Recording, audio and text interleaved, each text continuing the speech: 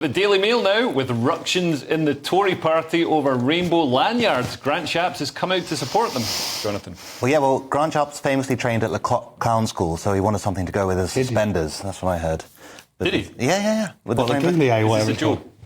Look, we'll let Ofcom decide. So, Cabinet ties itself in knots over ban on rainbow lanyards. So, a Cabinet split has opened up on civil service rainbow lanyards as it emerges that guidance across government will not actually ban officials from wearing them. So Esther Mcvey, who was appointed to Rishi Sunak's cabinet as a minister without portfolio, said recently that staff would be disciplined for having any messaging on their lanyards because you're meant to be impartial. And, that's a form of political activism in a visible way. But Grant Shapps recently, because the actual guidance says there's no mention of the lanyards, Grant Shapps has essentially said, I don't care what people, express on their lanyards. He just cares that they're doing the jobs that they're meant to do, which is kind of my view, I think. But, I mean, the rainbow, the pride flag is a political symbol. If people were walking around and some people are very offended by it, particularly a lot of gay people who feel that the rainbow movement has been co-opted by the TQ plus part of the alphabet.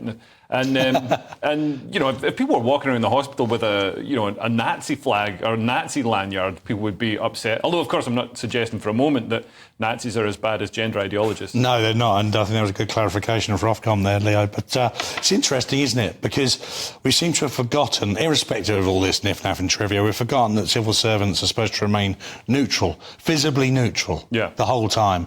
Now, when they're wandering around the corridors of these dark and dusty places, you could argue that a lanyard isn't going to affect anyone.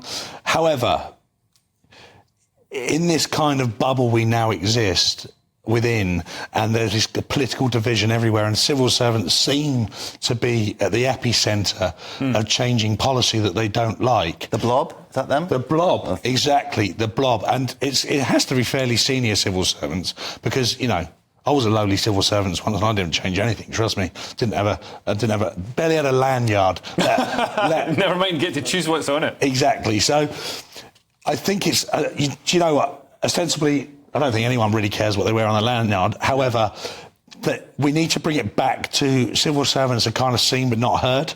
Yeah. And it will do them good. Yeah. It will do them good. The same in the way, police dancing at Pride. Yeah. It will just do them good not to do it. Now, do what you like on a Saturday. Yeah. But during the week, 9 to 5, just...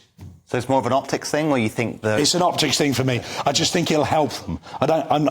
Who cares what they believe in? Yeah. Their job, they're being paid to be civil servants. That's fair. And they're supposed to serve everybody without fear or favour.